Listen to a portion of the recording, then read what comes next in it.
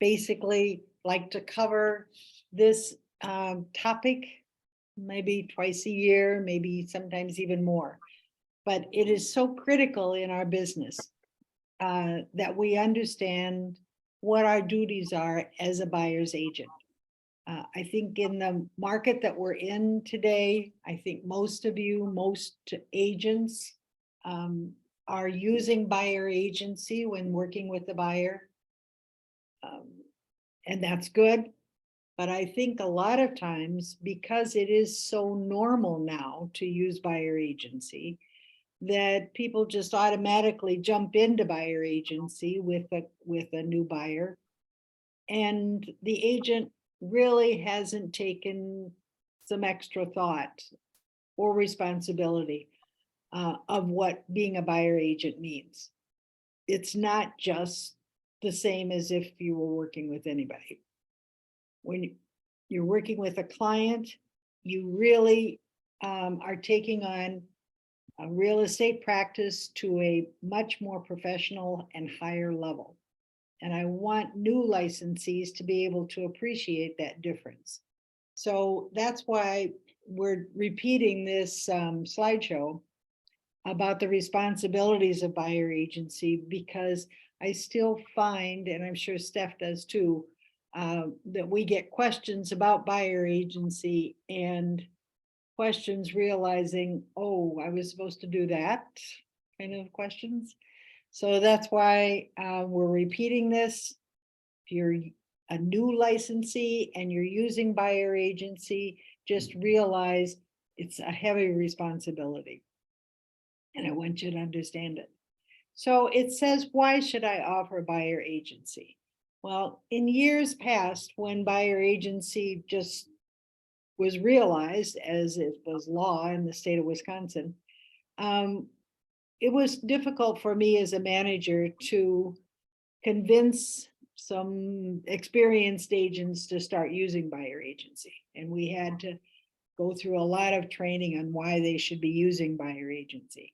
And that's not the case now, as I just mentioned. Now people just assume they're going to use buyer agency. But I'm saying, here's why you should offer buyer agency.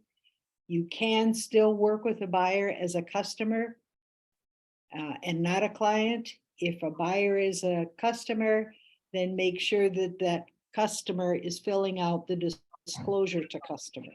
And then when you write an offer for that customer, you send that disclosure to customer.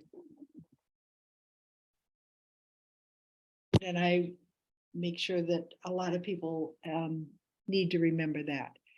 But if you're going to work with them as a client, that means you're going to represent them. That means you have a fiduciary obligation.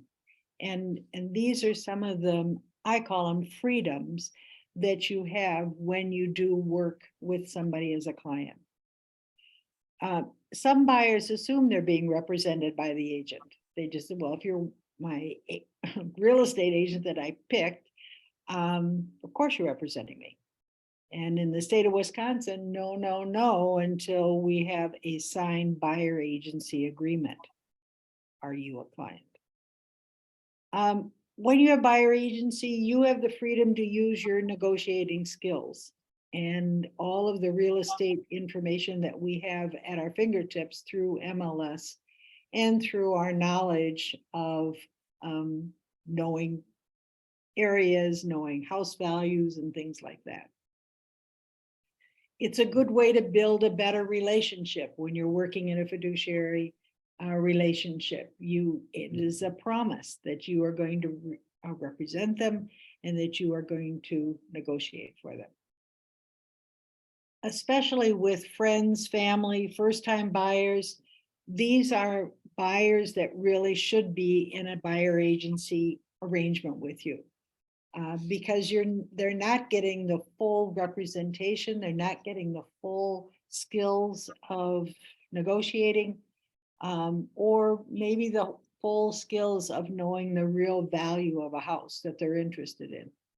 So, especially for a family, especially for friends, especially for first-time buyers, and sellers who you now have their house listed, past clients, relocation buyers. Those are important buyers to sign up. You can be held liable if you give customer agent representation when you are a sub-agent of the seller listing brokerage. And this is where something that that we caution as compliance brokers. If you are not in a buyer agency agreement with a buyer, but you are giving them all the information, all the services, negotiating everything for them, and they are still a customer, you can be held liable for that. Because the party you're supposed to be representing is the seller and the listing company. So when you are a sub-agent of the seller listing company, you are working in their best interest, not in your customer buyer. And I've seen it happen. I've seen agents getting called out on that.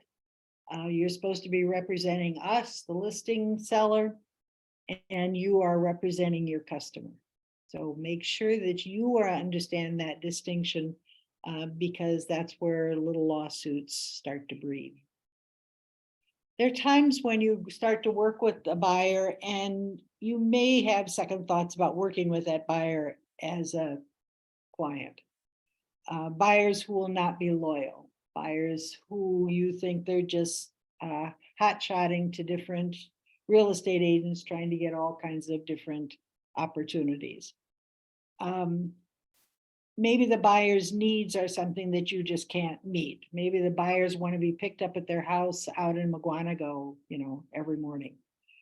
I mean, you just can't do it. You have to say, I'm sorry, I just can't be your representative.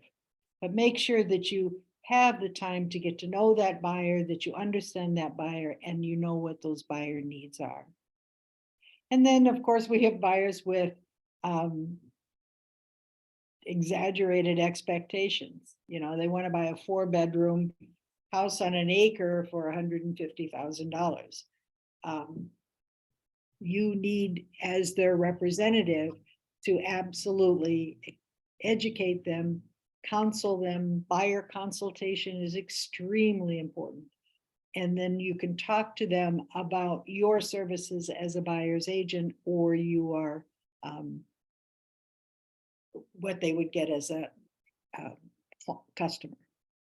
So when is it introduced? You don't have to sign on the dotted line when you first meet them. Actually, that was true a while ago. Now you must, though, as a licensee of the state of Wisconsin, introduce the choice to the buyer. So really, as soon as possible in a buyer consultation, when you're seriously sitting down with them and explaining the process of buying a house, you also introduce the choice. You can be my client or you can be my customer. Here are the differences. Here's the comparison of the two services. I want you to think about it. And then when you want my services as a buyer's client, as a buyer's agent to kick in, then we sign the agreement. Then I'm open to just telling you, sharing with you my experience and my negotiating skills. And that leads me to the biggest word in today's presentation about buyer agency, negotiating. That's really what you are doing. As a buyer's agent, you have the ability to negotiate for that buyer. The buyer isn't making choices on his own information, which may be very limited. You are the person that is working for and negotiating for them. And your skills in negotiating then determine how good of a buyer's agent you are. Skills that can be developed. Negotiating is a skill that can be trained to, practiced, and the better you are at negotiating, the better buyer agency you're going to get, because you're going to meet those needs of that buyer much more than if they were a customer. A buyer can sign the buyer agency agreement when the buyer is ready to make an offer, because that's when you're going to start negotiating with the seller. or earlier if the buyer wants the benefit of the agent's expertise or advice in searching for houses, looking at properties, making comparisons on different houses that they're seeing. If you want to give them that perspective, that value of properties that they're looking at, your expertise, then you can sign the buyer agency agreement earlier. But if they just want you to be their negotiator, their fighter with the listing agent, then you can wait till you're ready to write an offer. Any questions about that and timing? I just want to add that just like stress the importance of this, that it does change how you can show a property. So if you want to be able to again speak to resale value, etc., you will need to have that buyer agency agreement signed prior to showing properties. So absolutely. Just want to stress that. There's a lot that goes on in showing a property. You're not just opening the door of a property and let them go in. You basically are if they're a customer. But there's so many good skills to use during a showing, which would be an argument for signing that buyer agency earlier. Mm-hmm. Tammy, did you have a question? Oh, I was just gonna ask if it includes the, like pointing out potential defects or issues that they might want to consider before they would make an offer. Nope, that's owed to everybody. So Okay. Pointing out those potential defects, material adverse facts, those are owed. Adverse facts are owed to everybody. So that does not. No. But if you're talking about value, okay, then that is, you're not going to be talking about honest value with a customer because you're representing the seller. But with a client, you can talk about honest value, comparative values that you can't do with a customer. I think my favorite example to use when I'm trying to explain it to a new buyer is the train tracks example. So like if you're showing a house that has a set of train tracks running through the backyard, as a customer, if I'm showing it to a customer, I can't point out that those set of train tracks will probably affect resale value.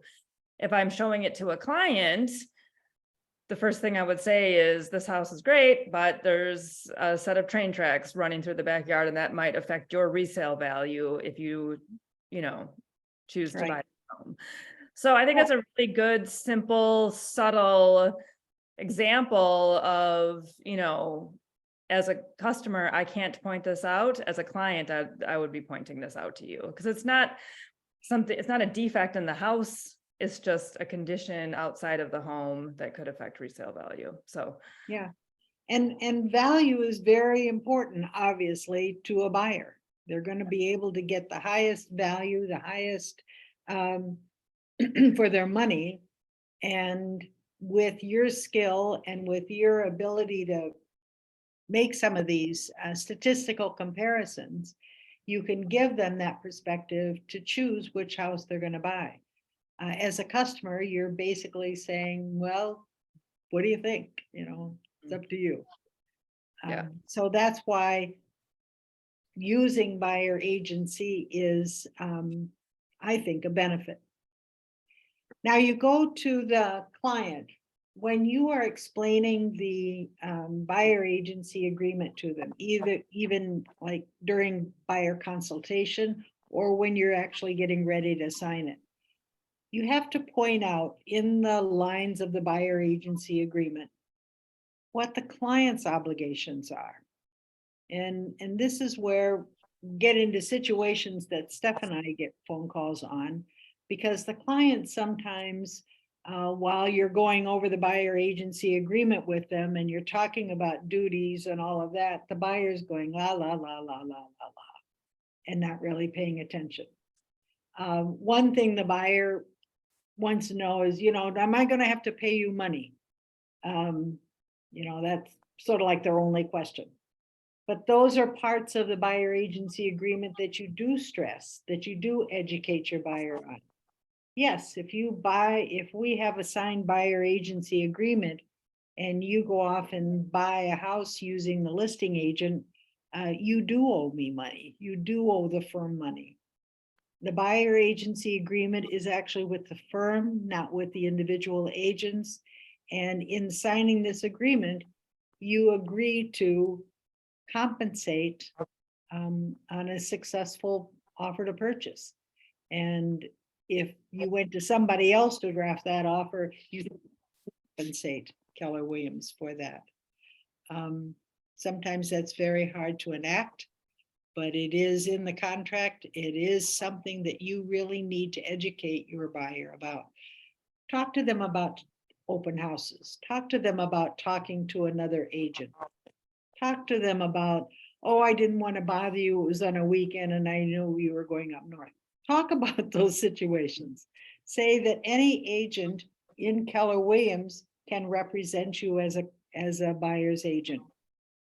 Not just me, because we agreed to designated agency. You can talk to another agent that I recommend here in Keller Williams, but don't ever say, oh, I didn't want to bother you, or I knew you were up north, or something like that, and then go write an offer with another agent or with a listing agent of the property. Have those conversations, stress those conversations on how they are obligated to cooperate with you. They have to be reasonable about showings. If you're finding these scarce properties that are listed on the market, and then they go, oh no, well, we're gonna sit home today, or, you know, it's Sunday and blah, blah, blah. You have to import to them that this process of buying a house is actually more difficult than it normally is because of the reduced inventory. And if a property comes on the market and it's a brand new listing, we better hightail it over there as soon as possible. And, you know, waiting a day or two because you're involved with something else, Mr. Buyer, means you're probably going to lose that house, because most houses are going very quickly because of the limited amount. Client shall promptly notify the firm in writing of the description of any property with client locates. Shall inform other firms, agents, sellers, property owners with whom the client comes in contact with that the firm represents client as buyers, and shall refer all persons to the firm. All of that paragraph means they are obligated to tell the listing agents of other properties they're looking at, to tell sellers who are thinking of selling by owner, to tell these people, hey, wait, I have a buyer agency agreement with, you know, somebody at Keller Williams. I cannot personally do a deal with you directly because I do have this agreement in place. They have to realize how important it is to understand that and to do that. And that's how sometimes you can solve some of these problems. Yeah, Amber, do you have a question? No, sorry. Okay. So when we talk about this conversation of explaining buyer agency to a potential buyer, it's for your good and for the buyer's good to have a full understanding of what's in this agreement and what these duties are to a customer and a client.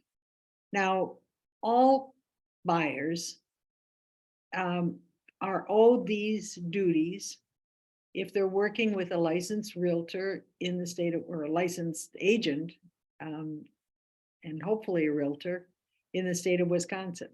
So whether they're a customer or the client, we have to provide brokerage services fairly and honestly. We have to exercise reasonable skill and care in providing brokerage services. A lot of Department of Safety and Regulation services complaints go to that number 2. Exercise reasonable skill and care in providing brokerage services. Be careful about that. Provide accurate information about market conditions. MLS has a bountiful amount of statistics and analysis that you can use and that you can share with a client or a customer. Disclose in writing material adverse facts. Doesn't matter whether you are working with a customer or a client.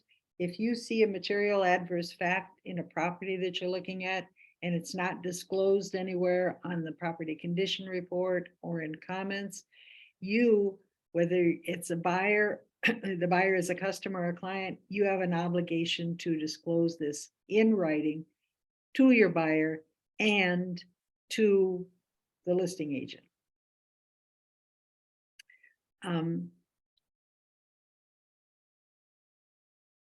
Yeah, so the bullet point number 2 says exercise reasonable skill and care. That's it can be small things, but they add up to big complaints at DSPS. Things like not completing the oh, that would be a listing agent, not completing the contract fully, not having a clear understanding of agency on the contract, not providing full service like, oh, here's a lockbox code, you can go in and see it yourself because I'm going to be busy this afternoon. All of these things fall under reasonable skill and care. And if you get a complaint because you have violated some of this reasonable skill and care, a complaint at Department of Safety and Professional Services get really ticked about that. And you can be fined for that slip of services. As I said, again, disclose material adverse facts. Some people are afraid to do that. It is a duty that you have to do that. Protect confidentiality, whether they're a client or a customer, you have to keep whatever they say to you about financing or what some of their intentions are. You have to protect their confidentiality, whether they put it in writing or not. You have a duty to safeguard trust funds. Talk to them about trust funds that through the MLS system, or where earnest money goes, how you get the earnest money back. This is all part of a buyer consultation that you can talk about trust funds and what happens if the deal falls apart, what happens to your earnest money. You have a duty to safeguard these trust funds and making sure that they are treated within the terms of a contract. Present contracts in an objective and unbiased manner and disclose advantages and disadvantages of the proposal. Duties owed to a customer and a client are very important. Now, duties, the next slide, I think, is duties owed to just a client. So when you now have a signed buyer agency agreement, now you have a client, a step higher in services than a customer. Now you have to, and this is, I think, the key part of this presentation that I want to talk about today. What are your responsibilities as a buyer's agent? These are things you have to do if you are working with a client. Provide information and advice on real estate matters that affect the transaction. You can't just say to a client, what's your highest and best? I mean, you can ask them that, but you have the duty to add some information to base that on, to give them the documentation and the comparisons to base that on, to provide advice to them regarding their transaction. As a customer, you don't. As a client, you do. Provide all material facts affecting the transaction, not just adverse material facts, but all material facts, like talking, Steph says, with the train tracks in the back. That is obligation that you have. If you don't provide these facts to a client, you can be held liable. And this is where it becomes, it's not just, oh, I forgot to mention that. It becomes a slip in your services that you're providing. The agent and the firm will fulfill obligations and lawful requests that are within the scope of the agency agreement. As long as they're lawful requests, you are on the line to do these requests offered by your client. The firm as well. You have to make sure that in consultation with your buyer, they understand and you understand what their needs and their services required are. You can't just assume, oh, please don't ever assume anything in real estate. You can't just assume what they're wanting or doing. You have to really talk it out. You don't want to have a client after a closing say, he never asked me that, or I never knew that he could do that, or why didn't he tell me about the home warranty, or things like that.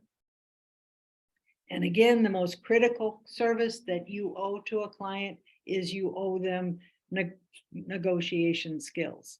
And the better your negotiation skills, the better you're going to be as an agent, because you're going to satisfy the client because you're a good negotiator.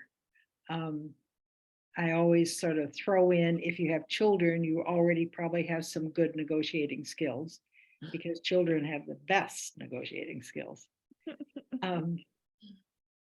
And you also have to realize that you cannot place your interests over the client's interests. There have been a couple of instances already that last year that this came up, that the agent actually admitted their decision to help the client was so that they got not so much a higher price and a higher commission, but they got a better deal. Maybe they got a listing out of it or something like that. And that difference was in the client's, was in the agent's interest and not in the client's interest. You have to always remind yourself that this is about them and not you. Whatever decisions they make based on your advice or your information is their advice, and is their stand, and you have to help service that. You want to go to the next one? Am I? No. Yeah. So I gave some examples of what some of these extra duties are, and I want to talk about them too before I go through this list. There are things like you need to know as much about a property as you can. If they're ready to write an offer on it and they're ready to negotiate on it. You should have at this point maybe gone to the municipality and looked up the property in the municipality, whether the city of Milwaukee or the village of Whitefish Bay or wherever. You need to know what's on file about this property. Excuse me. Yeah, I saw that. Brandon, So Brandon, can you mute, please? Thanks. So it is above and beyond, and learning how to negotiate is critical. Before I go through these examples, I want to talk about another really good visual that keep in mind that helps explain the difference of working with a client versus working with a customer. And I usually have a visual up here on the slides with that, but I'm just going to describe it. Imagine a boxing ring, and imagine two boxers in there battling over coming to an agreement about the purchase of a house.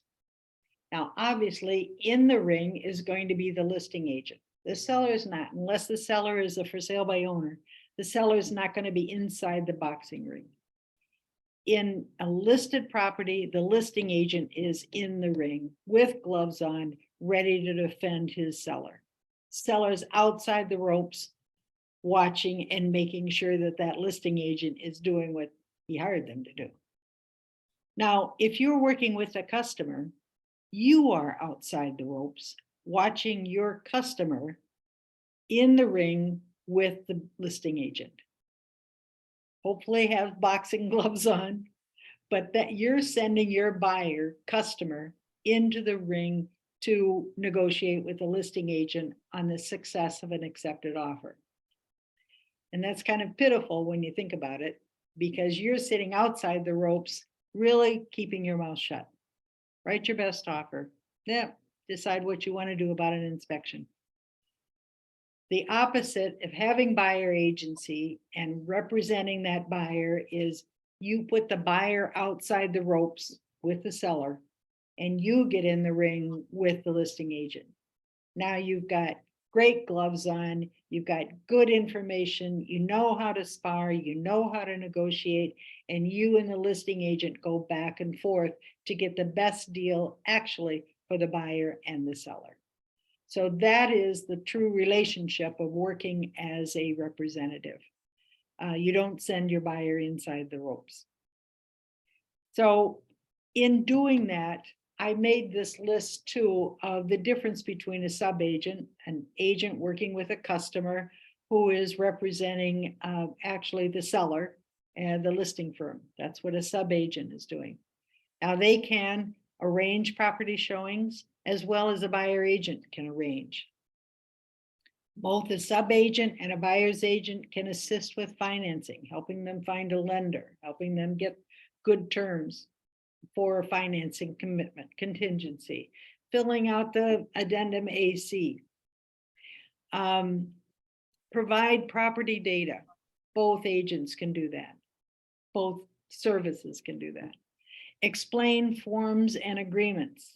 Absolutely. Both working with a customer or working with a client, you have an obligation to explain the forms and agreements. You have an obligation to monitor the closing. Unless it's really serious, you really should be at the closing. That's the last best image you get when they're the happiest, when they're buying that house and they see you sitting at the table with them who helped them buy that house. That's how you get future referrals. You can prepare a property value study or a CMA, comparative market analysis, for a customer and obviously for a client. But now you get to some of the differences. Provide access to the entire market, listed, for sale by owner, if it's in the agreement. Write letters to owners who may be interested in sale. Only do that for a client. You cannot do that for a customer. If you have a client, you must do these things for them.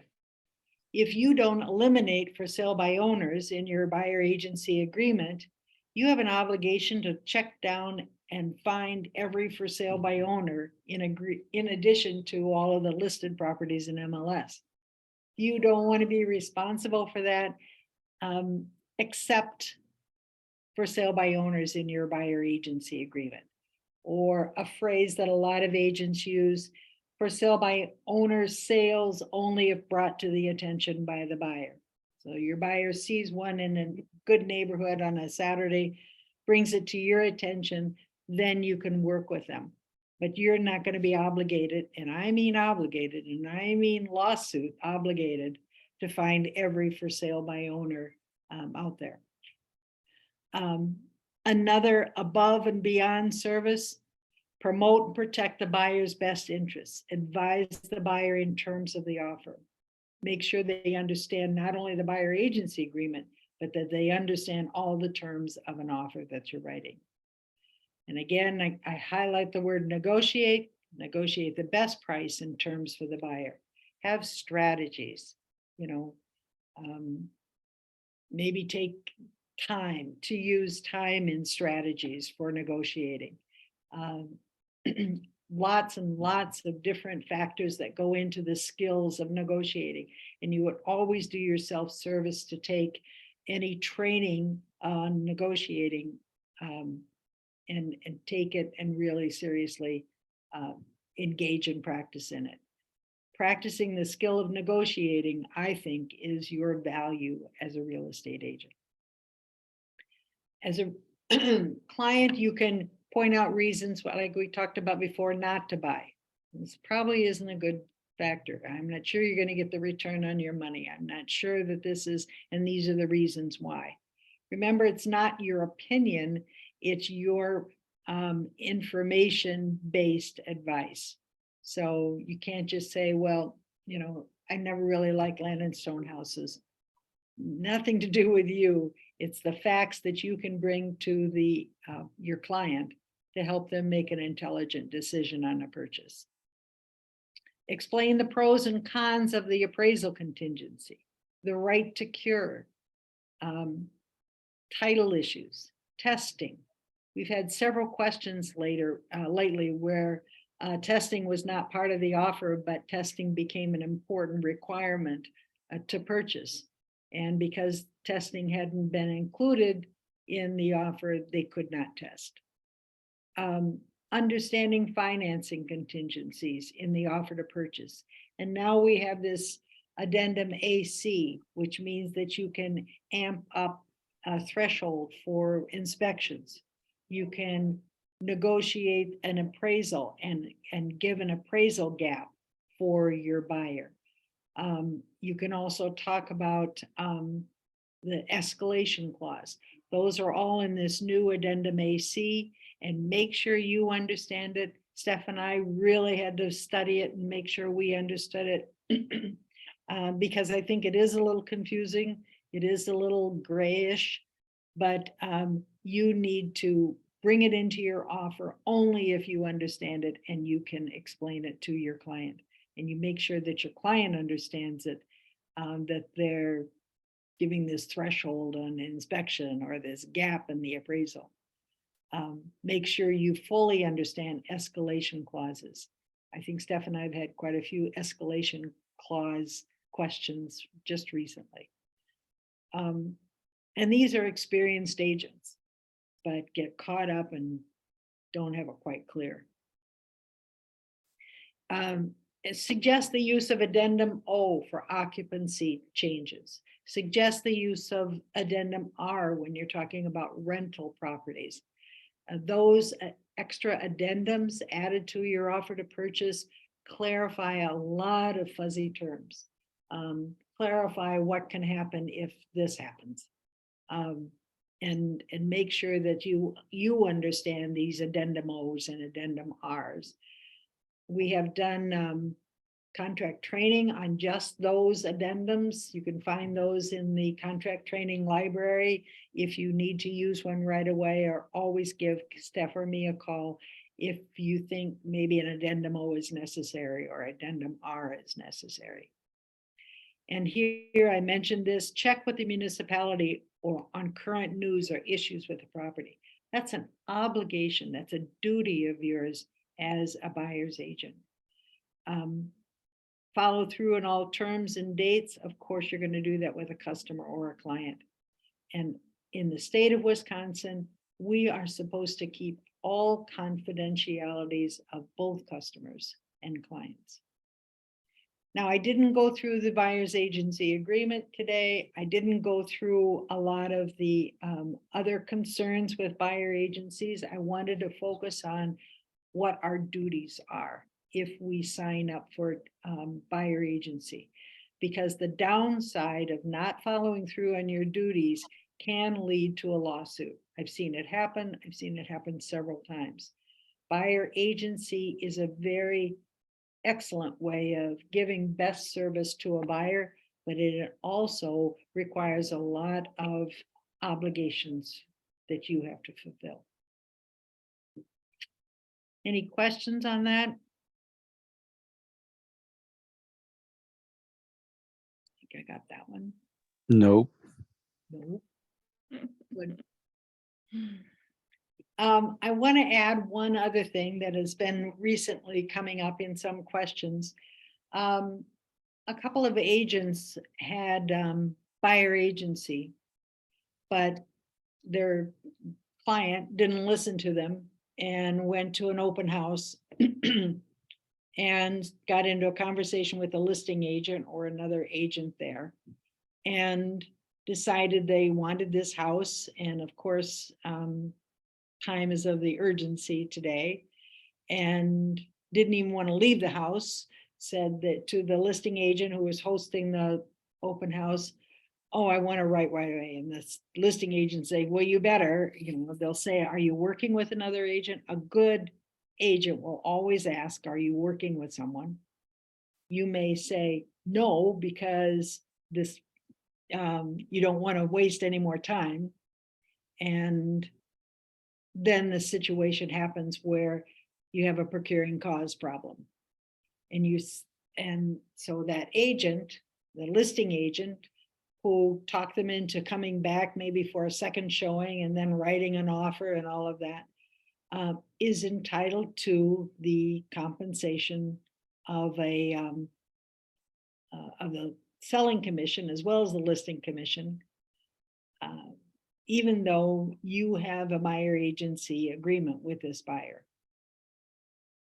This situation has come up quite a bit lately, where the agent, and the Keller Williams agent, thought that because they had buyer agency with this buyer, that couldn't happen, that they would still get paid by the listing agent because they had buyer agency. Well, the point that I want to bring out, and we have to repeat over and over, is buyer agency does not protect you from procuring cause. Procuring cause isn't just who showed it to them first or who got them information. It's a string of events.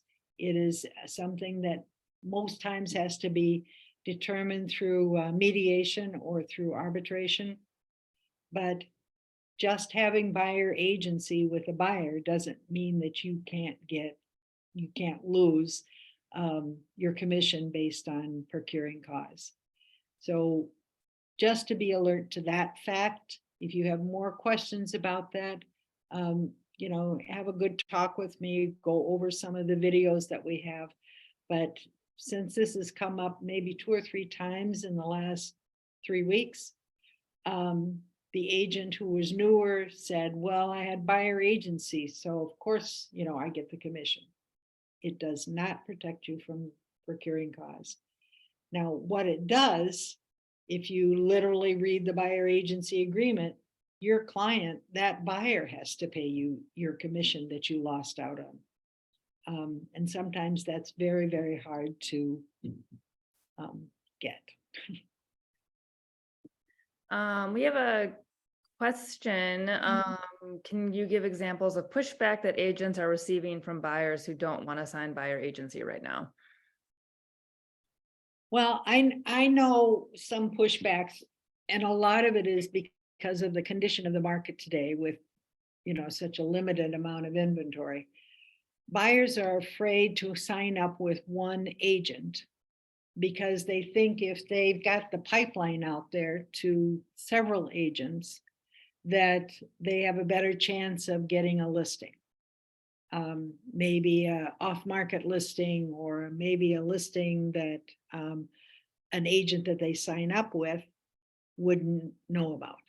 So they feel, I don't want to sign any buyer agent. I want to be open to everybody so that I have a better chance of getting a listing. It doesn't work that way. And most good agents will not work with a buyer as a customer if they're out working with other agents simultaneously. We just don't want to waste our time. We want to waste our time. We want to use our time to work with someone who we develop a good business relationship with. And if somebody's not interested in having a good business relationship, is not interested in being loyal,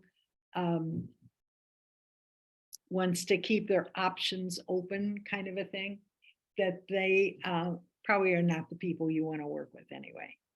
So that's probably one of the most pushbacks. Steph, can you think of other pushbacks that people have that won't sign? I feel like investors, kind of the same deal. They just want to, they are working with many agents who are, finding them properties to flip or, rent. And they're so experienced, they feel they don't need the services really of a, a loyal agent because they know what values are. They know Yeah. And one question we've gotten regarding investors with buyer agency agreements, and as it relates to buyer agency agreements, you can definitely sign a buyer agency agreement with an investor for just one property. So a lot of times investors will not sign buyer agency agreements until they are ready to pull the trigger on a home. Then, as Joni kind of described before, they want that agent in the boxing ring for them at the time of negotiating the offer. But beyond that, they don't want to be tied to an agent. So you can always limit a buyer agency agreement for an investor to just one property. So just know that that's an option for you. As far as I feel like, I don't know. Yeah, especially with first-time home buyers, and I feel like if you're explaining it well, the concept of buyer agency, I feel like there's not a lot of pushback. One thing that I always say in my buyer consultations is it's really counterintuitive for me to work as a seller's agent when I've got the relationship with you, Mr. Buyer. Like, I want to be able to use my full scope of services for you. It's really hard to not be able to communicate and negotiate and give you advice in the way that I want to, and if you kind of put it in that, kind of. And I think another response you can give them is the buyer agency agreement is with Keller Williams. It's with the firm. It's not with me particular as your agent, but it's with all of us at Keller Williams who will now are in an agreement to represent you. So if I happen to be busy or doing something else, I can designate another agent at Keller Williams to give you the same exact service that I'm giving you. Yeah. Maybe you find that you want to work on, did you want to write an offer on my listing? Ooh, that's great. But you want to be represented also. So that means designated agency is great because I can designate another agent at Keller Williams to represent you as well as I represent my seller that I have a listing on. Designated agency means that you have the whole firm of Keller Williams available to be your client, to be your agent, to work in your best interest and to negotiate for you. So explaining those things, talking about situations that come up, it certainly is a lot more complicated today. You really need an agent that knows that they're going to work for you and works above and beyond for you. And that's why the importance of today's talk is that you know what those above and beyond duties are, because otherwise then you're just like any other agent. But you want to be a specialized buyer's agent and know what you have there to offer and explain it. I also think coupling, and Joan and I are constantly driving home the importance of doing buyer consultations. And if you are setting this up within the confines of a buyer consultation, I mean, it also, you just aren't really going to get a lot of questions about it as far as like hesitation, I should say. But if you're like at a showing on the fly and you're like, oh, by the way, there's this idea of buyer agency, I want you to work, sign up with me. And it's just kind of in this like very casual, unprofessional manner. Right. It's just a lot harder to sell it. You shouldn't even need to sell it. Right. The buyer thinks there's a catch to it. Yeah, exactly. And it's actually a very good service for them. Right. So. Any other questions in general about buyer agency, about what ifs?